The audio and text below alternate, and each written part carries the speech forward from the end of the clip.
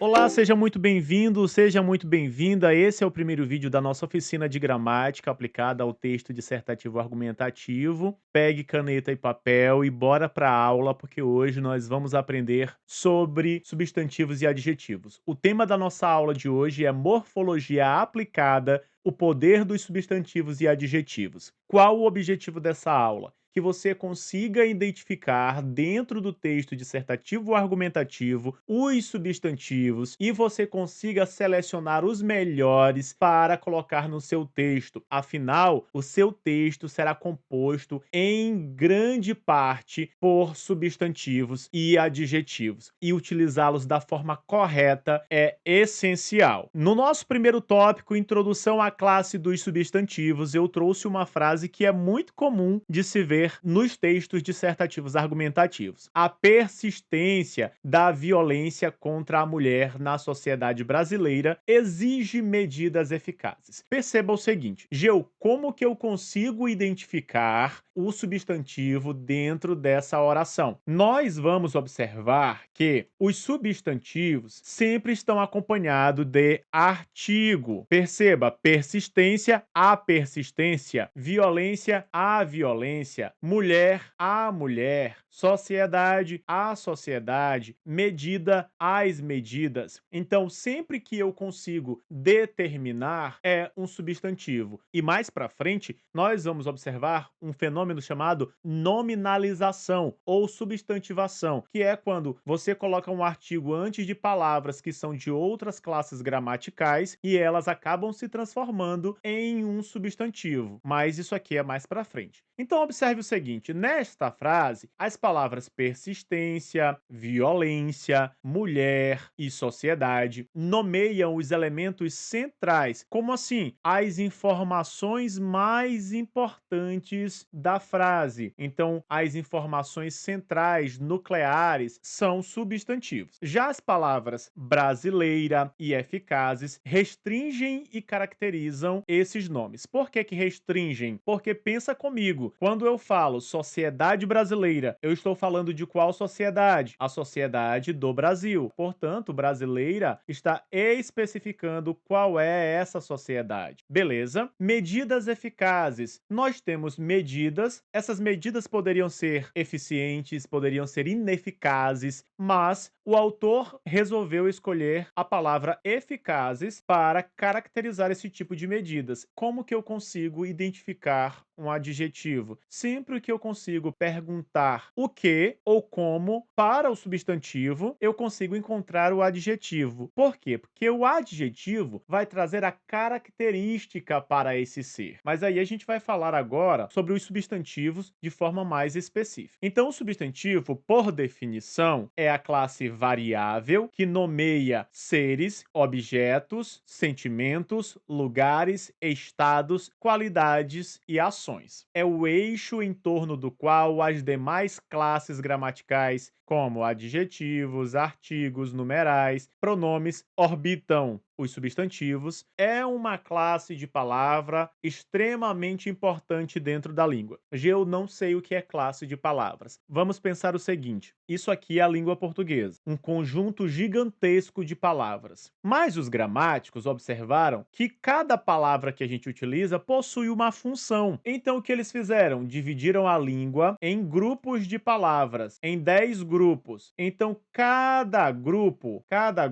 possui uma função. Então imagina aqui o grupo dos substantivos. Qual é a função dos substantivos? Dar nome a tudo que existe. Então imagina aí na sua mesa de estudos, caderno, caneta, borracha, notebook, celular, a casa, rua, a cidade onde você mora. Tudo isso é substantivo, porque possui um nome. Tanto é que na língua portuguesa, quando nós nos referimos a nomes, nós estamos falando de substantivos. Beleza. Dentro do texto dissertativo argumentativo, é importante que a gente saiba diferenciar as classificações dos substantivos, porque elas são essenciais para a escrita. A primeira que nós vamos falar, a classificação dos comuns e próprios. Os substantivos comuns são seres de forma geral, genérica, de mesma espécie. Por exemplo, menino, cidade, cachorro, homem, mulher. Estão nomeando coisas de forma geral, não está especificando quem é. Observe o seguinte: menino, se eu dou um nome a ele, por exemplo, João, ele passa a ser um substantivo próprio, porque eu estou especificando quem é esse menino. Esse menino é João. Por isso, os substantivos próprios particularizam, especificam seres, lugares, entidades. Os substantivos comuns, eles sempre serão escritos com letra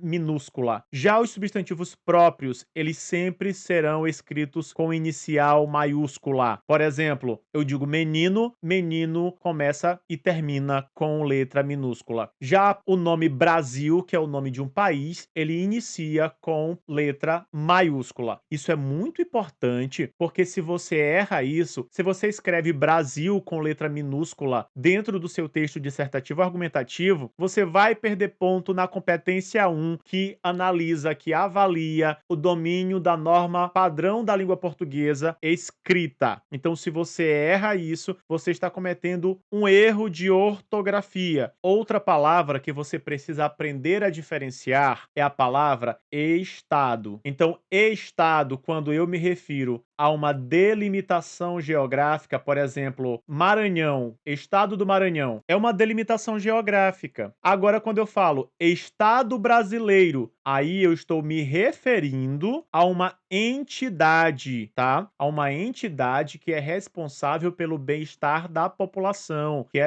é responsável pelo controle do território brasileiro. Agora nós vamos falar sobre os substantivos concretos e abstratos. E aí o que acontece? Existe uma diferença muito grande entre os concretos e os abstratos e que muita gente faz confusão, porque os substantivos concretos, eles nomeiam seres com existência independente, eles não precisam de ninguém para que eles existam, e eles podem ser seres reais ou imaginários. Por exemplo, mesa. Mesa é um substantivo concreto, porque ele existe. Ele existe independente da minha vontade. Ele existe. É um substantivo que existe. O segredo para a gente identificar o substantivo concreto, se eu consigo imaginar a forma física desse ser, ele é concreto. Por exemplo, fada é concreto? Responde aí. Sim, ele é concreto. Por quê? Porque o substantivo fada, ele existe no mundo imaginário. Mas existe? Você consegue imaginar a forma física de uma fada? Imagina aí a forma física de uma fada. Conseguiu? Sim? Pois é, substantivo concreto. A mesma coisa para Deus, dragão, gnomo. Então são substantivos concretos. Não confunda com substantivo abstrato só porque são da imaginação. Já os abstratos representam ações, estado do ser, qualidades, isso que dependem de um outro ser para existir. Por exemplo, beleza. Beleza depende de outro ser para existir? Sim, porque a beleza, ela é definida de acordo com a minha subjetividade. O que é belo para mim não é belo para você. Por exemplo, substantivos abstratos como desigualdade. Você consegue imaginar a forma física da desigualdade? Não. Democratização. Você consegue imaginar esse substantivo, a forma física? Também não. E negligência? Você consegue imaginar a forma física da negligência? Não. Então, é abstrato. Esses substantivos abstratos, eles frequentemente derivam de verbos e são fundamentais para sintetizar ideias complexas. Por que derivam de verbos? Por exemplo, democratização vem de democratizar. Negligência vem de negligenciar. Então, muitos desses substantivos abstratos, eles são correspondentes de alguns verbos de ação. Outra classificação interessante e extremamente importante para o texto dissertativo argumentativo são os coletivos. Por quê? Porque designam um conjunto de seres da mesma espécie. Por exemplo, lembra lá do coletivo de abelha, enxame, do coletivo de chaves, molho? Dentro do texto dissertativo argumentativo, você vai precisar utilizar alguns coletivos que às vezes você nem imagina que são coletivos. Por exemplo, corpo docente é o coletivo de quê? De professores. Fauna é o coletivo de quê? de animais. Então, conhecer os substantivos coletivos mais utilizados dentro do texto dissertativo argumentativo é um exercício que eu recomendo bastante, porque vai te ajudar a substituir termos e evitar repetição. Agora nós vamos falar de flexão de gênero, classificação morfológica. Flexão de gênero é quando o substantivo ele se adequa de acordo com o artigo, se adequa de acordo com o gênero que esse artigo vai determinar. Nós temos os gêneros gramaticais masculino e feminino e os substantivos vão ter algumas classificações. Por exemplo, substantivos biformes. Biformes significa que ele tem duas formas, uma para o masculino e uma para o feminino. E essas formas serão diferenciadas pela desinência de gênero.